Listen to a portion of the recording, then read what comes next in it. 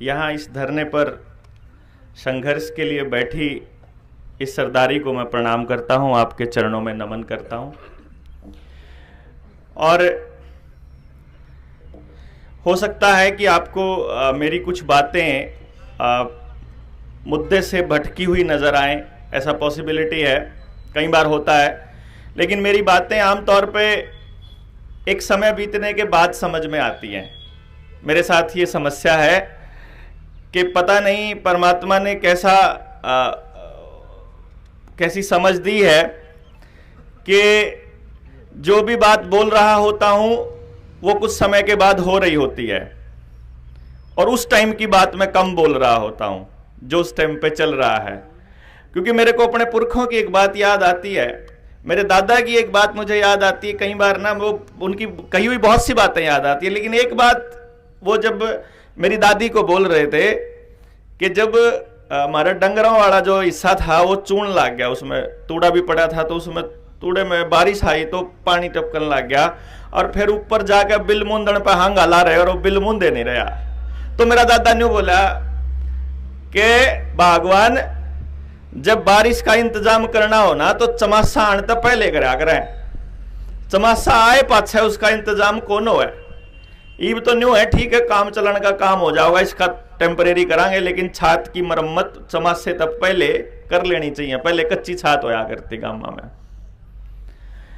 मैं भी यही बात कहा करूं कि हमारे बुजुर्गों ने कुछ नियम बनाए थे ये सोच करके कि हम जो हैं आने वाले टाइम में हमारी अगली पीढ़ियां कहीं बाय चांस उसी चक्कर में फिर ना फंस जाए जिस चक्कर में तो निकाल के लाए थे, जिसने गुलामी का दौर कया करते।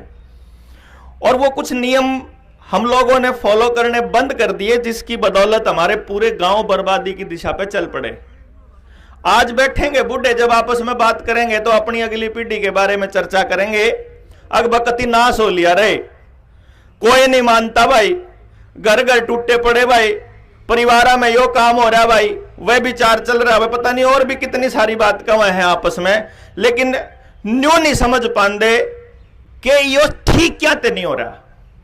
मारे सारे मानसा ने न्यू बेरा या गलत है, मारे सारे मानसा ने न्यू पता कि भविष्य इसका कैसा है, और उसके बावजूद भी हम उसको ठीक नहीं कर पा रहे। इसका क्या कारण है, ये सोचने वाली बात है। ये जो टावर आपके लागन लाग रहे हैं, और मैंने जो ये पीछे लिखा देखा है, मैंने इसमें 2-3 चीज बड़ी विरोधाभासी नजर आई जी, गलती मेरी माफ करियो, पहले बोल दूं। क्योंकि हमको हमारे समाज को पूरी समझ नहीं है, इसीलिए हमको नहीं पता कि हमने अपने बच्चों के लिए भविष्य कैसा बनाना है। आपने एक लाइन लिख रखी ऊपर, पावर ग्रिड की न्यायिक जांच और भूमिगत लाइन सर्वे, यो आना चाहिए। आपको क्या लगता है कि सरकार ने इसकी जांच कर कौन रखी होगी कि इस लाइन तक के क्या हुआ है? जिन जिन गामा में ये लाइन गुजर रही है उन लाइन गामा का जाके किसी गांव वाले भाई ने जाके पता करा है? आप बैठ गए, क्योंकि आपा ने तो एक और लाइन लिख रखी है तीसरे लाइन में कि अर्बन गांवों के आधार पर 41.50 करोड़ रुपए मार्केट रेट के नोटिफिकेशन और मुआवजा मिल जाओ। तो गांव का वो बालक जिसके किले में टावर ना गड्ढे होंगे उन्हें ठेका ले रखा भाई पीछे तो तुम न मिलेंगे, मैं क्यों आऊं उधार देने में, थम के हमारा हिस्सा बटाओगे उसमें। इब या जो पहली लाइन है यह है बढ़िया काम की।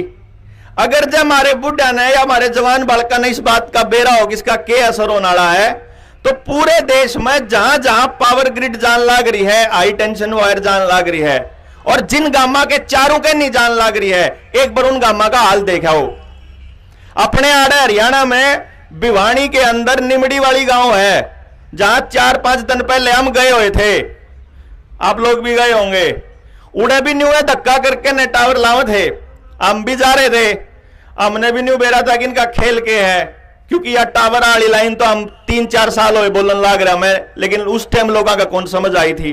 मैंने न्यू कहा था ये जो भूमि अधिग्रहण कानून है ना, इसका टेस्टिंग इन्होंने मध्य प्रदेश में करी थी। सबसे पहले मध्य प्रदेश में टेस्टिंग ये करी कि मालिक के खाते में पैसा पहले आ गया, डीसी रेट के हिसाब से, सर्कल रेट के हिसाब से, और मालिक ने न्यू कह दिया कि तेरी जमीन एक्वायर कर ली, पब्लिक प्राइवेट पार्टनरशिप के स्कीम के तहत और ईबीआर स्कीम में बड़ा प्रोजेक्ट लागेगा और अपनी जमीन महीना भीतर खाली कर दे, क्योंकि आपका आधार कार्ड आपके बैंक कार्ड के साथ जुड़ रहा है, आपका बैंक कार्ड आपकी जमीन की फर्द के साथ जुड़ रहा है, और जमीन एक बार अगले ने देखनी है। पटवारी तो न्यू कहना है या जमीन किसकी है पता कर, वो पटवारी ने सारा बेरा है। पटवारी मारे थोड़ा है, इन्हें खातर इन्हें ला रखे पटवारी है। पटवारियों का काम असल में आपकी जमीनों को इसी तरीके से लाके यहां तक लेकर आने का था। जैसे आंगनबाड़ी वर्कर थी, आंगनबाड़ी वर्कर किसी भी भाई ने गारंटी है मैंने आंगनबाड़ी वर्कर की स्कीम का नाम नहीं पता पाओगा, जो उसमें बढ़ रहा है उन्हें तो बेरा पाओगा। आंगनबाड़ी वर्कर की स्कीम का नाम था ICDS programme, integrated child development scheme. हमने पूछ लिया एक बार, एक आंगनबाड़ी वर्कर थी, मगर बहन जी यू केस होता है इंटीग्रेटेड चाइल्ड डेवलपमेंट स्कीम कि ना बालक की जो स्वास्थ्य है, बालक पैदा होने से लेकर उसके बाद तक की माओ को इसके बारे में समझ देने का प्रोग्राम है। मगर बेबे तू इस गांव में समझाओगी, जिस गांव की औरत जो है ना खेत में काम करती करती बालक जाम दे, तू उन बालक पढ़ना सिखाओगी। लेकिन उसका असली खेल मन कद समझ में आया जब मेरे पुरानी बात याद आवे है। एक गांव में, जिस गांव में मैं बैठा था, मैं बोला रैया तो फलाने की बहू नहीं है दादी, बोला बुढ़िया थी वह, बोले हाँ। मगर इनके कितने किले हैं? होंगे 60-70 किले का मालिक है यो। फिर यह 60-70 किले की मालिकन है या पोते ने लेके जावे आंगनबाड़ी में, कटोरा क्या ठा के जाओगे लेके जावे या चूरी ले आओगी। ओहो यो है असली काम तो। आपके बड़का का सारा डेटा और गांव की सारी लुगाइयां भिखारी बनाने का काम हो रहे, तो जिन घर में आयो आदमी कदे भूखा नहीं गया, उनकी लुगाई कटारा ठाठा चलेगी, तड़के तड़क तो जमीर तापे मर लेगा। मांगने वाला आदमी तो नीचा आकर जी, मारे बड़े बुजुर्ग ने क्या आकर, क्योंकि मेरे वह बात मेरे दादा की फिर याद आवे कहीं पर। मैं एक दिन उसके पांव बोचन लाग रहा तो मैंने उससे नहीं पूछ लिया, मैं दादा कोई गुरु मंत्र दे।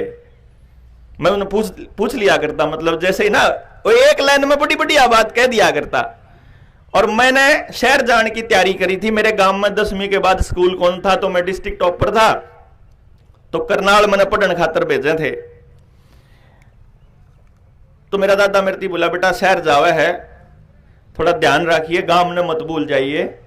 और जब आदमी उड़ा करे तो एक बात का ध्यान हमेशा रखना चाहिए, एक पांव जमीन पर रहने चाहिए, और दूसरी बात अपना हाथ हमेशा न्यू रखिए, कदे न्यू ना करिए। बस मेरे वो बात ईब समझ में आवे उसका क्या मतलब था, कि जो आदमी का हाथ न्यू रहा है वो तो आदमी सिर ठा के भी कौन चल सकता, वो तो आदमी आंख में आंख मिला के नहीं कर सकता। आंख में आंख मिलाने के चक्कर में मैंने नौकरी छोड़ दी जी। सरकारी मास्टर था मैं, 2012 में मैंने नौकरी छोड़ दी। नौकरी क्यों छोड़ी? क्योंकि मेरे एक बात समझ में आई कि मेरे जरिए, मैं मास्टर था ना, मेरे जरिए मेरे गांव का स्कूल, यानी कि जिस गांव में मैं पढ़ाया करता, बर्बाद किया जाने लग रहा प्लानिंग के तहत। मेरे गांव के बालक मेरे हाथों बर्बाद करे जाने लग रहे। मैं वह देखने लग रहा कि मैं इस लूट का हिस्सा नहीं बनूंगा। मैं अपने अफसरों को लिख लिख के छक लिया, कह कह के छक लिया, धमका धमका के छक लिया। और मैंने एक साइंस पे काम करा था। मैं 3 साल की उम्र के बालक किसी भी बालक के बारे में नहीं बता सकूं भाई यो बालक परमात्मा ने यो काम कान खतर पैदा करा, यो डांगरा खातर पैदा करा है, यो खेत खातर करा है, यो घोड़ा खातर करा है, यो लड़न खातर करा है, यो कवि बनन खातर करा है, यो खिलाड़ी बनन खातर पैदा होया है। इसके उसके अंदर ये वाले गुण हैं। मैं पता कर लेता, मैं कहता सिस्टम को कि इन बालका ने इस फलानी चीज खातर तैयार करो, तो ना यो ये पढ़ाना पड़ेगा, यो ये पढ़ाना पड़ेगा। तो यो क्यों पढ़ाना पड़ेगा? क्योंकि इस एजुकेशन सिस्टम ने हमको ऐसा बना दिया कि जी आपका बच्चा गलती से भी सवाल करना ना सीख जाए, गलती से भी सिलेबस से बाहर की बात ना सीख जाए। इसीलिए आप और हम ऐसे हो गए, जो आया पीढ़ी है ना, इसी पीढ़ी जो हमारी 40 साल वाले 45 साल वाले, ये तो इसे हो रहे हैं कि किसान आंदोलन था तो सारे पगड़ी पगड़ी वाले दिखे थे, उड़ा जवान बालक एक नहीं गया। इन बुढ़ा ने भेजे नहीं। अब मैं सोचू कि ये गए क्यों नहीं? क्योंकि इन बालका ने वह बात सच लग गए जो इंटरनेट पर आवे, जो गूगल माता कव है या जो सरकार कव है। क्योंकि कोरोना आया, आने से पहले बोल दिया था कि भाई एक ऐसी बीमारी लाने की तैयारी चल रही है। 2016 की वीडियोज हैं लोगों की कि भाई आने वाले टाइम में 2020-22 के आसपास ऐसी एक बीमारी लाई जाएगी जिसमें आपको घरों में कैद किया जाएगा, और ना सिर्फ इंडिया में, पूरी दुनिया में ऐसा किया जाएगा। यह भी पता था 2017 में बिल गेट्स को परमिशन मिली थी ये इंजेक्शन लगाने की, जो आपको 2020 में लगाए गए हैं, 21 में लगाए, 2017 में मिली थी परमिशन, 2014 में अप्लाई करा था। हमने कहा था यही बाप के लागने वाले हैं, वह भी कौन आई समझ में। मृत्यु उस टाइम ने कहा कर दे पागल हो रहा है मास्टर, दिमाग खराब हो रहा है, सरकार का विरोध करे। अरे बोले मैं कौन सी सरकार का विरोध करूं? जब मेरे हरियाणा में अगर बीजेपी की सरकार है तो दिल्ली में आम आदमी की सरकार है, राजस्थान में कांग्रेस की है, तीनों जगह सेम बात होने लग रही। न्यून चले जाओ, शिवसेना की सरकार महाराष्ट्र में है, न्यून तेलंगाना में केसीआर की सरकार है, पश्चिमी बंगाल में ममता दीदी की सरकार है, सारी जगह एक के भाषा बोलने लग रहे सारे के सारे नेता। समझने की बात है, सारे नेता एक भाषा कैसे बोल सकते हैं? सिर्फ तब बोल सकते हैं जब उनको डायरेक्शन एक जगह से आती हो, अगर सबका मालिक एक हो तो ये सिर्फ तब आ सकती है। और यह बात हम बताने लग रहे, लेकिन कौन आई समझ में? कौन है मालिक? वो है उसका मालिक जो 1970 में हमारी सरकार को यह कहा कि तुम्हारे देश के अंदर भूखमरी है और तुमको हरित क्रांति के नाम पे ये बीज बोने पड़ेंगे और ये पेस्टिसाइड डालने पड़ेंगे। उसका नाम है रॉकफेलर फाउंडेशन। पता चल रहा है वो रॉकफेलर मालिक है सारे पेट्रोल और डीजल के कुएं, जितने तेल के कुएं हैं अरब कंट्रीज के अंदर, उनका 70% कुआं का मालिक वो है रॉकफेलर। फिर पता चला वो है रॉकफेलर WHO का मालिक, वो है रॉकफेलर पेस्टिसाइड कंपनियां का और यूरिया DAP कंपनियां का मालिक, और वो है रॉकफेलर जितनी दवाई की कंपनी है इनका मालिक। यानी कि एक के आदमी के घर सारा पीसा तड़के ते लेकर सांझ तक भरन लाग रहे अपन बेराई को नहीं। दूसरा मानस कौन कि जो सारे वर्ल्ड के बैंकों को पैसा देता है। आपके मांगो 41.5 करोड़ के हिसाब से, अगर 150 करोड़ के हिसाब से भी मांगोगे ना तो 150 करोड़ के हिसाब से भी दे देंगे यहां आपने, कोई दिक्कत को नहीं। बताओ क्यों? क्योंकि आप जिसने धन मान रहे हो, जिसने रुपया मान रहे हो, वो रुपया है ही नहीं।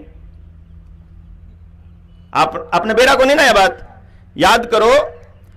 जिस टाइम पे पहली बार बैंक मैनेजर आपके घर में आया होगा, कदे आपके, मेरे ख्याल आप तब बुजुर्ग, आपके बड़ा था, आपके पिताजी आपके हाथ में आया होगा, तो न्यू कहा करता अपने घर का पैसा मारे बैंक में जमा करा दो। और आज जितने मानस बैठे हैं ना, मैं पूरी गारंटी दे गया हूं सारा पे लोन पाओगा। मारी दादिया के हाथा में, गले में, पैरा में सोनार चांदी मन ने अपनी आंखिया देखा है जी। आज किसी घर की लोगाई पे हो तो बता दो, एक आदमी बीमार नहीं था, कोई घर बता दो जिसमें बीमारियां का, दवाइयां का पूछतड़ा ना पड़ा हो। सारा परिवार बैठ के रोटी खाया करता। ईब हिसाब ला के देखना पड़ा है कई महीना पहला इकट्ठा बैठ के सारे परिवार ने रोटी खाई थी, खुशी ते प्यार तक कद बोले थे। आपा धन किसने क्या कर दे? नहीं कर दे। हेल्थ इज वेल्थ, हेल्थ असली धन, पशुधन, खेत में उत्पादन धन, और माटी ने क्या कर दे? आपा मां धरती ना, आपा मां क्या करते न, धरती नहीं बेचांगे। ये बापा अपनी मां का मुआवजा लेने चाल पड़े। बाद में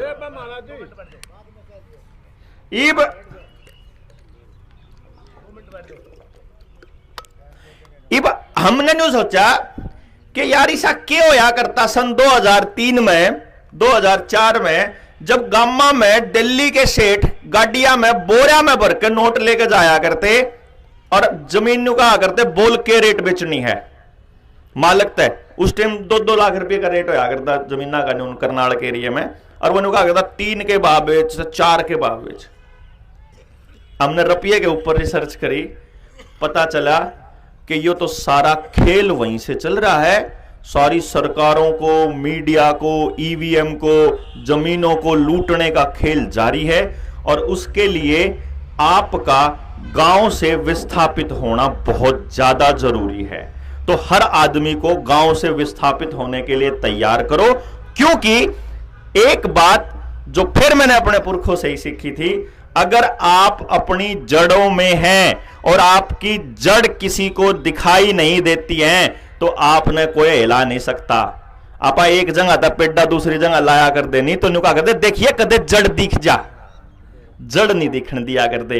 इन्होंने क्या करा, आपके गांव में किसी और गांव का पढ़ाना होगा और उस गांव में किसी और गांव का होगा, और करनाल का आदमी, गांव का आदमी तो करनाल पढ़ रहने जाओगा, करनाल वाला दिल्ली रहना होगा, दिल्ली वाला अमेरिका जाने की तैयारी करने लग रहा है। मतलब आप अपनी जड़ों के पास कदे भी ना रहो, क्योंकि जिसके पास अपनी धोती, अपनी पगड़ी और अपनी जड़ यानी जहां वो पैदा हुआ है वह जगह है, उड़े सरकार का कोई कानून लागू नहीं होता। वहां पंचायत ने जो कह दिया वो चलेगा, या बात इन बेरा है। इसीलिए सबसे पहले आपको विस्थापित करना जरूरी है। जिस जगह आप पैदा हो रहे, बस उड़ते कितने भी चले जाओ, चाहे 2 किलोमीटर शिफ्ट हो जाओ, आप रिफ्यूजी हो जाओगे, उसी टाइम आपके ऊपर वो कानून लागू नहीं होगा। आप मालिक नहीं रहोगे धरती के। धरती का मालिक वही होगा जो उस जगह पर है, जिस जगह पर पैदा हो रहा है, वो धरती का मालिक है। ये यूनिवर्सल लॉ है। ये हमारे बुढ़े डीसी का जब कोई कागज आया करता, 1 मिनट पहले ना अपने कागज ना अपना दौरा धर ले, आज ये तो कितने गाओगे, ये लट धरे हैं। फिर इन्हें सोचा कि ये बुढ़े तो भाई, ये तो इनका तो जमीर जिंदा है, इनकी अगली औलाद ने ईसा बनाओ ना, तो यह पगड़ी बंद है ना, या जमीन ने माकव है, और ना इन्हें बेरा हो तो इन्हें पढ़न सिखाओ और इन ईसे कागज पढ़ा दो डीसी जिले का मालिक हो है। हम तो नहीं माना कि डीसी ने जितनी तनख्वाह मिला हुआ हमारे टैक्स के पैसे तो मिला है, तो डीसी होगा तो हमारा नौकर, आप मानना उसने मालिक। एसपी हो, पुलिस वाला हो, वो है तो हमारा नौकर, मानना आप उसने मालिक। नेता है तो हमारा रिप्रेजेंटेटिव, मारते पूछे बिना कुछ नहीं कर सकता, और असलियत में वो हमारे ऊपर अपने कानून लादन लग रहा। देश का, धरती का, दुनिया का, संसार का नियम यह है बुजुर्गों कि अगर सरकार ने कोई कानून बना दिया और मैं एकला आदमी अगर उस कानून को मानने से मना करता हूं, तो सरकार जबरदस्ती मुझे उस कानून को मानने के लिए जबरदस्ती नहीं कर सकती, दुनिया की कोई ताकत नहीं कर सकती। तो सरकार क्या खेल खेलती है, आपके ऊपर फिर दूसरे आरोप लगा करके दूसरी चीजों में आपको जेल में डालेगी। मतलब सड़क रोकने का कोई आरोप लगा दिया, देशद्रोही का कोई आरोप लगा दिया, या कोई दूसरा आरोप लगा दिया, उस चीज को ना मानने के ऊपर आपके ऊपर कोई मुकदमा नहीं बनता। यो कानून है इस धरती का। और ये बात इन बेरा था। मैं आपने एक संस्मरण बताऊंगा, इसीलिए जरूरी है क्योंकि अगली पीढ़ी तक यह संदेश जाना जरूरी है। राजकोट के अंदर गुजरात में 20 रुपए जुर्माना कर दिया हेलमेट ना पहनने का। कई साल पहले की बात बताऊं मैं।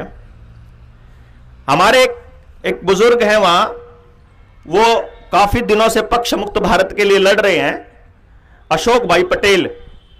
उन्होंने चिट्ठी लिखी डीसी को, ट्रैफिक के आईजी को, एसपी को, कि तुमने जो ये नियम बनाया है कि हेलमेट ना पहनने के ऊपर 20 रुपए जुर्माना लगेगा, ये गैर संवैधानिक है, ये सिर मेरा है।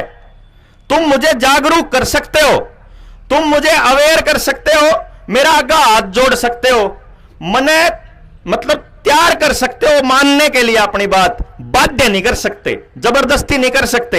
मैं अपना सिर फड़वाना चाहूं तो क्यों रोकना चाहूं भाई? भाई मैं तो फड़वाना चाहूं, तू कौन है मैंने धक्का करके 20 रुपए जुर्माना लाना ला? मैं तुम्हारा यह कानून मानने से मना करता हूं और मैं फलानी तारीख ने फलाने इतने बजे इस सड़क पे न गुजरूंगा, और तेरी औकात हो तो मेरा चालान काट के दिखा दिए। चिट्ठी लिख दी, अब आईजी का तो आर्ट होगी भाई, ऐसा तो सीधी सीधी लिख दिया तो गड़बड़ होगी। उधर नाका ला गया पाया, उसको पकड़ा, उसने कहा चलान दे, बोला कति नहीं दूं, बोला कोर्ट में हाजिर होना पड़ेगा, बोला कोर्ट में हो जाऊंगा। कोर्ट में चला गया, केस 28 दिन के बाद अगर आप ना पे करते हो तो कोर्ट में चला जाओगे। कोर्ट में जाके जज ने बोला 20 रुपए जुर्माना, उड़े खड़ा खड़ा नाटका ने बोला कौन दिंदा, बोला जेल होगी, अख मंजूर है। 1 दिन की जेल कर दी, अखबारों में छप गया। अगले दिन जेल में तब बाहर आया, सारी मीडिया आ गई। भाई मैंने टाइम बता दियो अगर कम हो तो। हाँ जेल तब बाहर आंदे सारी मीडिया ने छाप दिया। उसने कहा भाई मेरा सिर और मैं मालिक, मेरी मर्जी, मैं चाहे इसने बचाना चाहूं कि मैं ना फोड़ना चाहूं।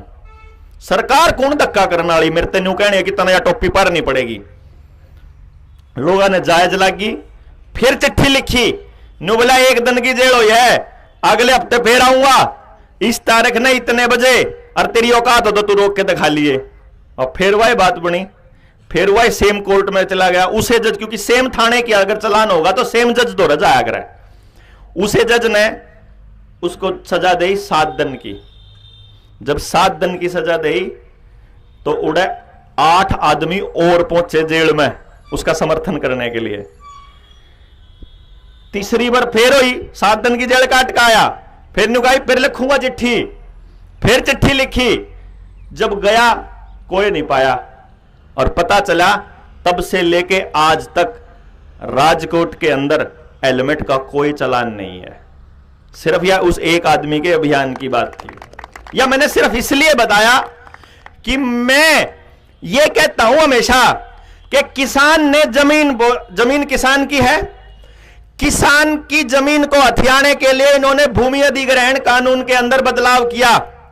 पहले कानून था कि 70% लोगों की सहमति होगी तो उस जमीन पर सरकार कोई एक्वायर करने का या कोई भी प्रोजेक्ट लाने का काम कर सकती है।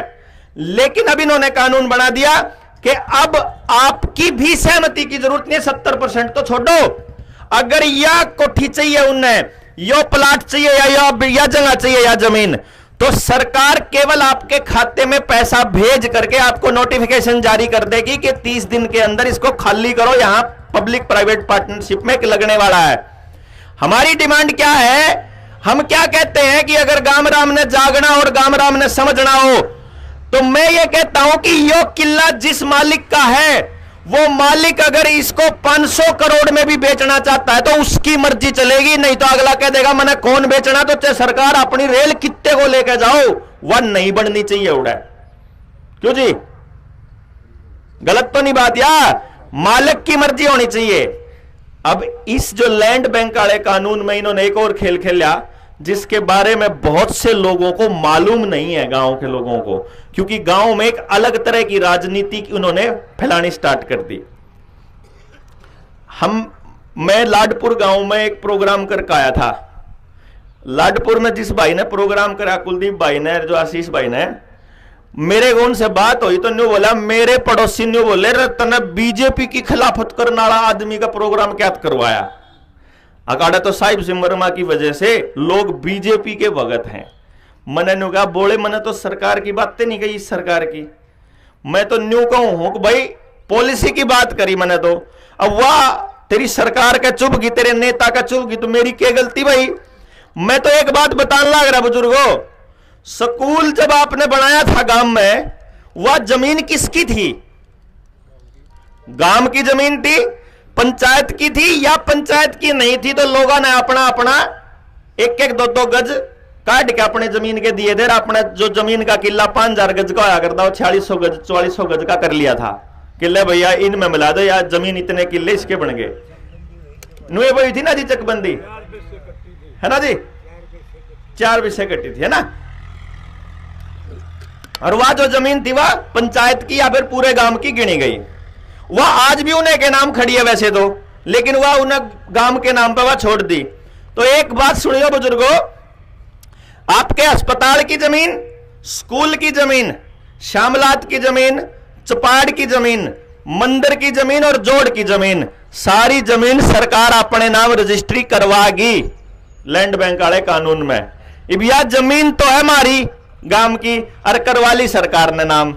और सिर्फ या नहीं, 9 लाख एकड़ जमीन आर्मी की, 3 लाख एकड़ जमीन रेलवे की और दूसरे महकमे की। और एक बार नजर दौड़ाइयो अपने गांव में या किसी भी गांव में, भारत के किसी भी गांव में अगर नजर दौड़ाओगे आपको पता चलेगा कि आपके गांव के स्कूल की जमीन सबसे प्राइम लोकेशन पे है, सबसे प्राइम लोकेशन। मतलब भाई इस जगह पर तो क्या गजब की चीज बनेगी अगर जैसे स्कूल की जगह कोई दूसरी चीज बने, बड़े उद्योगपति की। आपकी करोड़ों की अरबों की जमीनों को कोड़ियों के भाव अपने नाम करवा के और सबता गांव अपनी राजनीति में उलझ रहा था। ठीक बात। अब जो या जबरदस्ती हमारे साथ हो रही है कि हमारे खेतों के अंदर हमारी मर्जी के बिना कोई भी पोल गाड़ जाओगा, तो फिर यह जबरदस्ती काल ने उन गेल भी होनी है जिनसे भाई आज मारी गेल नहीं लागते। यह बात उन भाइया तय समझानी पड़ेगी, इस पूरे के पूरे षड्यंत्र को समझाना पड़ेगा। सिर्फ इस मुआवजे की लड़ाई लड़ते रहोगे तो चाहे कितने दिन लड़ते रही हो, उन्होंने आपको पैसा देने के लिए कोई बड़ा काम नहीं करना, आपके खाते में डिजिट ट्रांसफर करनी है। असली धन थोड़ा है, डिजिट ही है ये। हम इसको पैसा मान रहे हैं, पैसा है नहीं ये। क्योंकि पैसे के बारे में अगर अपने बुजुर्गों से पूछोगे तो आपको पता चलेगा। हमारे बुजुर्गों की एक लाइन होया कर दी कि भाई गाड़ी के पहिए जितना रुपया होया करता। यह लाइन सुनिए नहीं तो है। उस रुपये की वैल्यू क्या थी किसी को पता भी नहीं है। स्टैंडर्ड है हमारे पुरखों का बनाया हुआ और कानून बनाया हुआ। वो स्टैंडर्ड है क्या मालूम? 15 रुपया की एक मोहर होती थी 1 तोला सोना, यानी 15 रुपया का 1 तोला सोना। यही स्टैंडर्ड है, मानक। स्टैंडर्ड का मतलब इस बात तक समझ में आओगा कि 1 किलो का बट्टा सोने का ज्यादा बढ़िया तोलेगा या लोहे का ज्यादा बढ़िया तोलेगा या माटी का बढ़िया तोलेगा? बताइए जी। है जी, बराबर तोलेगा ना। 1 किलो का बट्टा यानी 1 किलो इस बात पर निर्भर नहीं करता कि वो सोने का है कि माटी का। 1 किलो निर्भर करता है 1000 ग्राम के ऊपर। ऐसे ही 1 रुपया चांदी का, 1 रुपया 90% चांदी, 1 रुपया 50% चांदी, 1 रुपया कागज का, 1 रुपया लोहे का, 1 रुपया मोबाइल में डिजिट वो ट्रांसफर करते हैं। ये इस बात पर निर्भर नहीं करता कि वो क्या चीज का बन रहा है, वो निर्भर करता है इसका मानक क्या है। जैसे 1 किलो का मानक है 1000 ग्राम, वैसे ही 1 रुपये का मानक है 777 मिलीग्राम सोना। यह बात हम लोगों में से किसी को नहीं पता।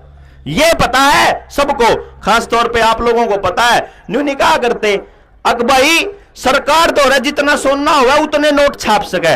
या लाइन तो सबने सुनी कि नहीं भाई? सारे भाइयों ने वो कितना सोना हुआ है और कितने का नोट छाप सके। जब इसका पता हमने आरटीआई डाल के पता करा तो आरबीआई के कागज काट के लाए तो पता चला 1 रुपये अगर छापना है तो 777 मिलीग्राम सोना धरना पड़ा है। यानी 100 का नोट छापन खातर 8.25 तोले सोना चाहिए। फिर हमने न्यू देखा भाई इतना सोना धरा और इतना नोट चला रहा, तो इसका मतलब इस नोट ने कदे सोने में भी बदल सका।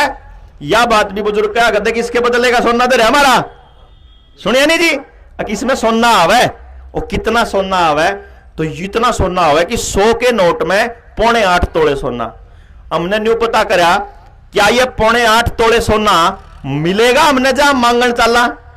आरबीआई एक्ट 1934 के अंदर ये कानून है, उसकी धारा 26 ये कहती है कि हां अगर आप लेने जाओगे तो आरबीआई आपको सोना देने के लिए बाध्य है, क्योंकि आपकी नोट के ऊपर आरबीआई के गवर्नर ने अपना एक एफिडेविट दे रखा है जिस पे लिखा हुआ है मैं धारक को 100 रुपए अदा करने का वचन देता हूं। जुगर आड़ती पर्ची दिया करे कि मैं धारक को 500 लीटर डीजल देने का वचन देता हूं। वह पर्ची ही 500 लीटर डीजल हो जाएगी। भाई यू लियाओ, यो लियाओ, आप लियाओ, कोई भी लियाओ, 500 लीटर डीजल की वह पर्ची है। ऐसे ही आपके सोने की पर्ची है यो रुपया। हमने इसके ऊपर पता करा क्या हमारे सारे नोटों के बदले में सोना रखा है हमारा। पता चला कि सरकार ने एक बार लोगों की जमीन हथियाने के लिए कुछ रुपए ऐसे छाप लिए जिनके पीछे सोना नहीं रखा था। बाबे न्यू कुकर छाप लिए। पब्लिक तो बोली है, उन्हें बेरा ही नहीं। पब्लिक की मेहनत, पब्लिक की जमीन, पब्लिक का डांगर और पब्लिक का घर बार सब कुछ कागज के टुकड़ों में हथियाया जा सकता है। मैं बोला क्यों कर हथियाया जा सके भाई, न्यू को कर हथिया लोगे? न्यू बोला लाओ तुमने एक कानून बतावांगे जिसके जरिए हथिया लिया गया। ये जो मैंने आपको बताया ना 15 रुपया में 1 तोला सोना, ये कब बना कानून? 1882 में पेपर करेंसी एक्ट 1882 और कॉइनेज एक्ट 1906 में लिखा हुआ है। हमने पता करा इससे पहले क्या कानून था। इससे पहले कानून था 10 रुपए की एक मोहर। एक बात सोचियो, मेरे घर 150 रुपये दरे ताऊ, कितने रुपये? 150। और मैं घराली तो बोलिया कि भगवान 10 रुपया का 1 तोला सोना है, मतलब उसका वही उसका स्टैंडर्ड है, एक मोहर आवेगी। तो मैं 150 रुपया में कल न जाकर मोहर ले आऊंगा बैंक में। तय कितनी मोहर आवेंगी जी? 15 मोहर आवेंगी। 15 मोहर का सोना मेरे दो रदरा। क्यों? मैंने 150 रुपये कमा रखे। 150 रुपये करता कमाए, मेहनत करी, जमीन बेचे, डांगर बेचे, के में बेचा हो, मेरे पे 150 रुपये धरे थे। ईब उस दिन बन गया कानून।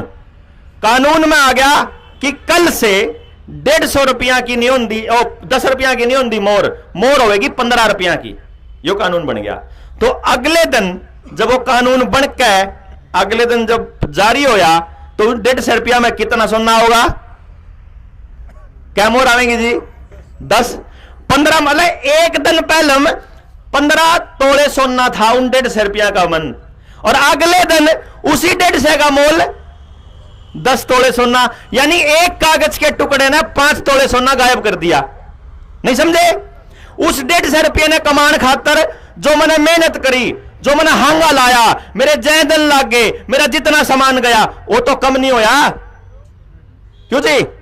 जो करे मेरे घर में मान लो 200 रुपये दरे हैं या 300 रुपये दरे और 100 रुपये डीजल का रेट है, तो मैं पहले दिन 300 रुपया में कै लीटर डीजल ले सकूं? 3 लीटर डीजल ले सकूं 300 में, 100 रुपया का रेट है। और अगले दिन डीजल का रेट हो जावे 150 रुपये, तो 2 लीटर हो गया। उसे टाइम रुपये उतने दरे हैं, लेकिन ये डीजल की वैल्यू कम। हांगा जितना मैंने लाया, यानी मेरी मेहनत जो मैंने मेहनत करके जितना रुपया कमाया उस रुपए की वैल्यू कम हो गई। जब किसान ने मेहनत करी, बेचन गया मंडी में, उसका टमाटर बिका 1 रुपये किलो, 2 रुपये किलो, 5 रुपये किलो, और फिर अचानक जी वो सारा टमाटर चला गया अडानी के, अंबानी के वेयर हाउस के अंदर, फिर टमाटर का रेट हो गया 100 रुपये किलो। समझ गए जी? 100 रुपये दरे थे घर हमारा। जब 5 रुपये किलो रेट है टमाटर का, जब किसान ने मिलना है तो 20 किलो टमाटर आवा है। उसी 100 रुपये में अडानी के पास वो जाते ही 1 किलो टमाटर आवा है। उस 100 न कमाने में तो मेहनत कर रखी मैंने पहले, यानी मेरी मेहनत को 20 गुना कम कर दिया गया सिर्फ एक कानून जारी करके, एक इन्फ्लेशन ला करके। समझ रहे हो मेरी बात ने? इसी प्रकार से जिस टाइम पे 2003 में आरबीआई ने बिना सोना रखे पर्चियां छाप दी, नोट छाप दिए बेहिसाब, कितने चाहिए बताओ, और आपकी जमीनें खरीदी गई थी महंगे महंगे रेटा में।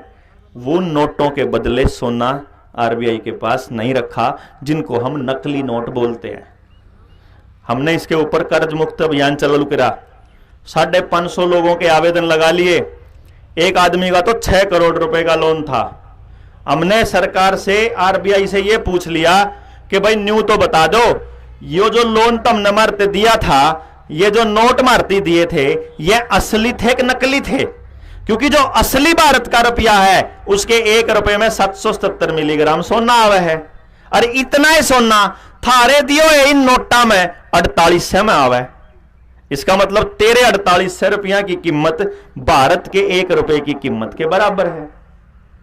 समझे आप? तो न्यू बताओ असली है कि नकली है? 550 आदमियों के आवेदन का जवाब आज तक एक भी बैंक वाला नहीं लगा पाया। मैं ये इसलिए बता रहा हूं, इन नई पीढ़ी वाले बच्चों को भी समझ में आ जाए कि सरकार आपके इस रुपए का नाम बदलकर ई रुपया करने जा रही है, क्योंकि आपको मालूम नहीं है कि रुपए का नाम जब तक रुपया रहेगा, आरबीआई एक्ट 1934 की धारा 26 के अनुसार आपको उसके बराबर का सोना देने के लिए सरकार और आरबीआई बाध्य है, देना पड़ेगा।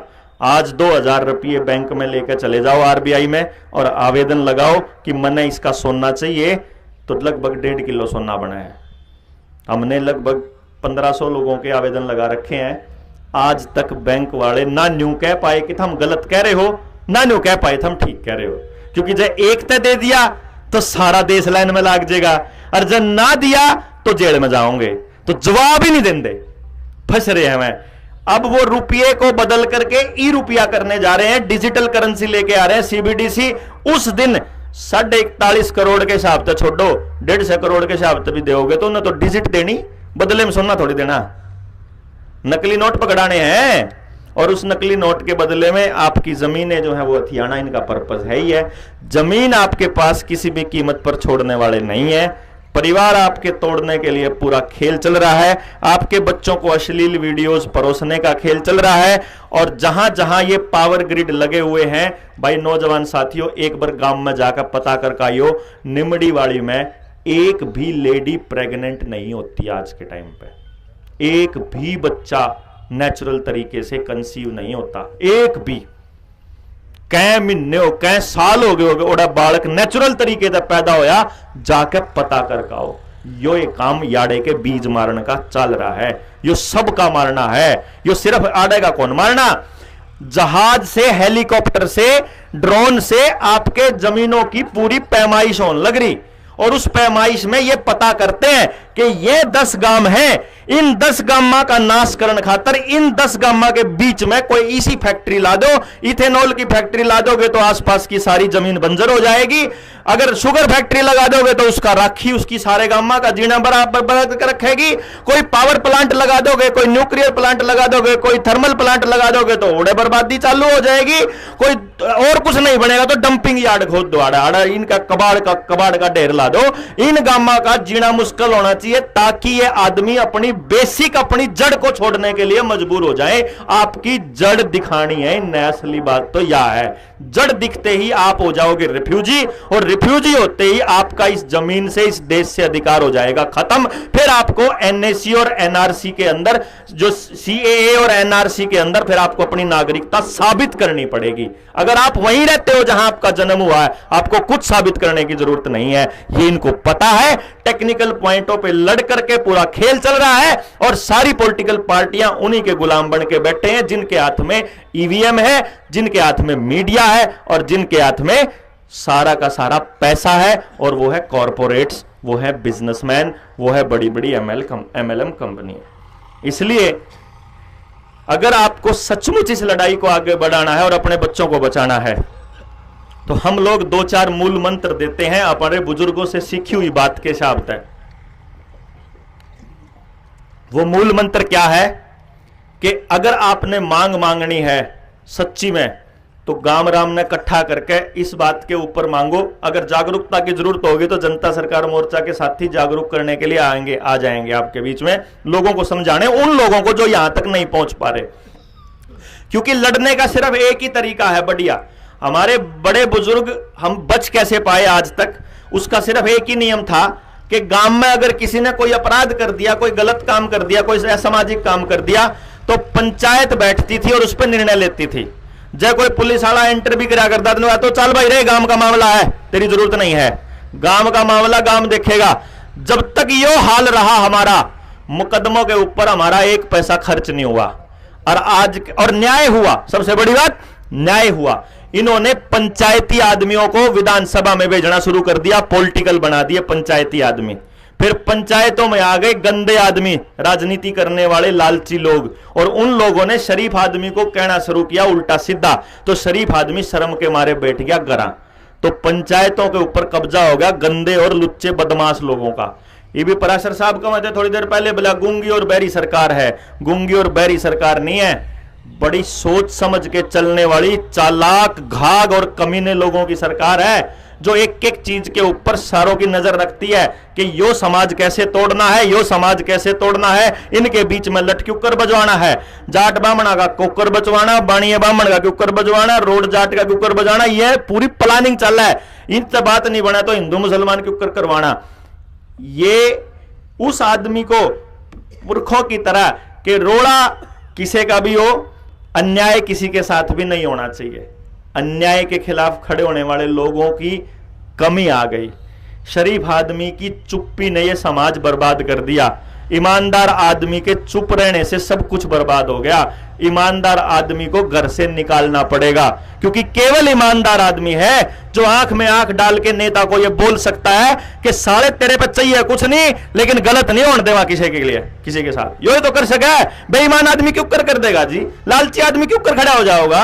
लालच में और डर में फंसा हुआ आदमी कैसे नेताओं के साथ बात कर लेगा? वो तो बेच के आएगा सारे सिस्टम को। क्यों जी? वो तो बीच का रास्ता निकालेगा। वो बीच के रास्ते निकालने वाले लोगों ने तो सारा समाज का नाश मार दिया। ये बीच के रास्ते बंद होने चाहिए। जल, जंगल, जमीन और जानवर, इन चार चीजों का फैसला गांव करेगा। मेरा जल है, मेरा पानी। आज सरकार ने आपको पानी का लालच दे रहा, क्या घर घर आपको ट्यूबवेल उससे पानी देवांगे टैप से, लेकिन बिना आधार कार्ड जोड़े कौन देवा? बिजली 300 यूनिट देवांगे तो बिना आधार कार्ड के कौन देवा? जो सी भी चीज का लालच देवेंगे आधार कार्ड जोड़ के देवेंगे।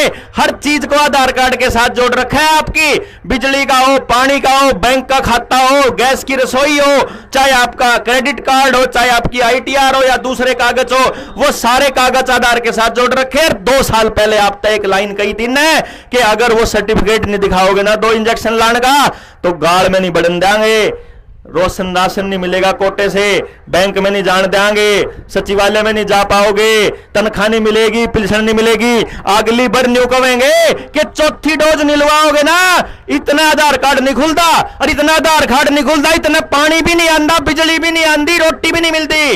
यो आलो नाड़ा है हमारा।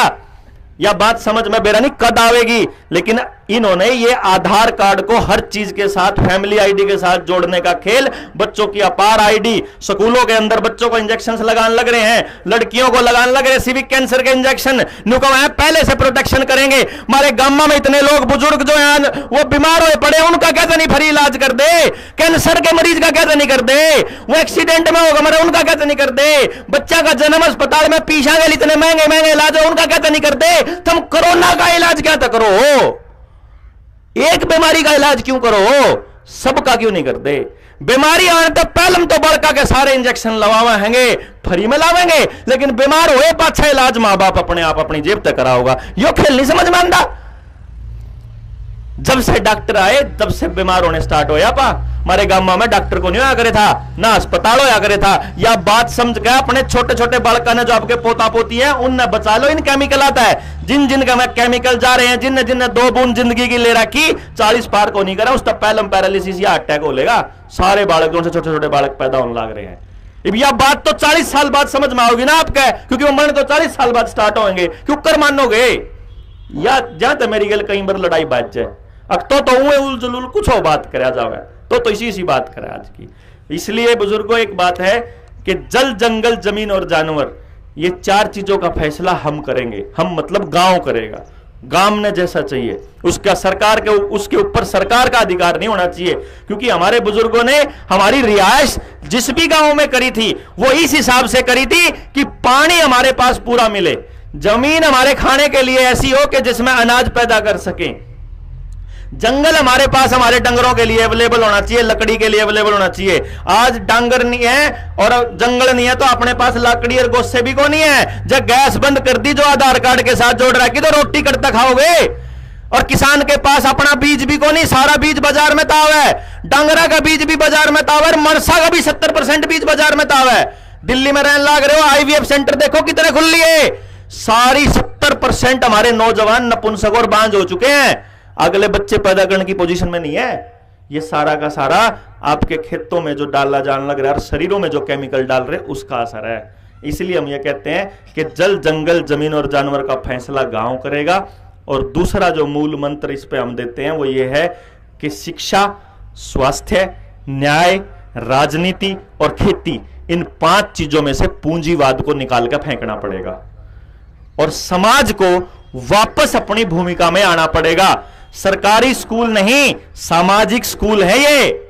समाज की दी हुई जमीनों पे बने हुए, समाज के योगदान से बने हुए स्कूल हैं। समाज के बच्चों के लिए, समाज के लिए तैयार करने के लिए स्कूल होता है, ना कि कंपनियों का गुलाम बनाने के लिए स्कूल और शिक्षा होती है। मारा बालक सारी जिंदगी मेहनत कर कर उसने पढ़ा हुआ है, और फिर कोई कंपनी उसने लेकर बेंगलोर उठ जाए, अमेरिका उठ जाए, मां बाप वाले किसके भरोसे पड़े रहेंगे? समाज के लिए तैयार करना पड़ेगा बच्चों को, ऐसी व्यवस्था बनानी पड़ेगी। तो ऐसी बहुत सारी चीजें हैं।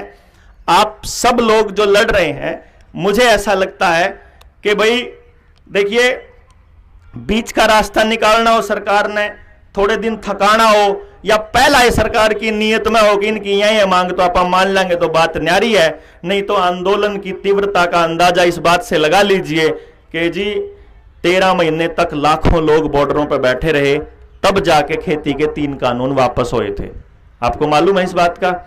यह बात आपको भी पता है कि सरकार आपको थकाना चाह रही है। अगर सच में इस लड़ाई को बड़े अंजाम तक लेके जाना है, बड़ा आसान सा तरीका है। गांव के नौजवान बच्चों को यहां बुलाओ, पूरा षड्यंत्र समझाएंगे, पूरा खेल समझाएंगे। वो बच्चे जाकर के नौजवान गांव में समझाएंगे। गांव के जिस दिन बात समझ में आ जाए, 1 हफ्ते में आ जाओ चाहे 10 दिन में आ जाओ, 10 दिन में गांव के बात समझ में आ जाए तो सरकारी आदमी की गांव में एंट्री बैन कर दो। क्योंकि सरकार के सारे एजेंडे सरकारी आदमी के थ्रू होते हैं। आंगनबाड़ी वर्कर, आशा वर्कर, स्कूल का मास्टर, पानी की टंकी आड़ा, सारी चीज हम अपने आप देख लेंगे, तुम जाओ, थारी जरूरत को नहीं। जिस दिन गांव ने यो फैसला लेना आ गया, उस दिन सरकार गांव से बाहर जाकर बात नहीं कर सकती, सरकार गांव के बाहर फैसला नहीं कर सकती। और जब तक न्यारे न्यारे होकर अपनी अपनी बात करते रहेंगे, अपनी अपनी लड़ाई लड़ते रहेंगे, जब तक मेरे लिए आप नहीं बोलोगे और आपके लिए मैं नहीं बोलूंगा, तब तक समाज खड़ा नहीं होगा, तब तक यह लड़ाई आप जीत नहीं सकते। हमको सफाई वालों के लिए भी बोलना पड़ेगा, रोडवेज को भी बिकने से बचाना पड़ेगा, LIC को भी बिकने से बचाना पड़ेगा, रेलवे की जमीन भी बचानी पड़ेगी, हम लोगों को ही बचानी पड़ेगी। क्योंकि वो जितने भी सरकारी संस्थानों की जमीन है, वो हमारे ही पुरखों ने मेहनत से कमा कमा के टैक्स देकर बनाई हुई है, वो हमारी ही जमीनें हैं, वो हमारा ही पैसा लगा हुआ है। जितने भी सरकारी डिपार्टमेंट है, उनको इतनी आसानी से प्राइवेट मत होने दीजिए।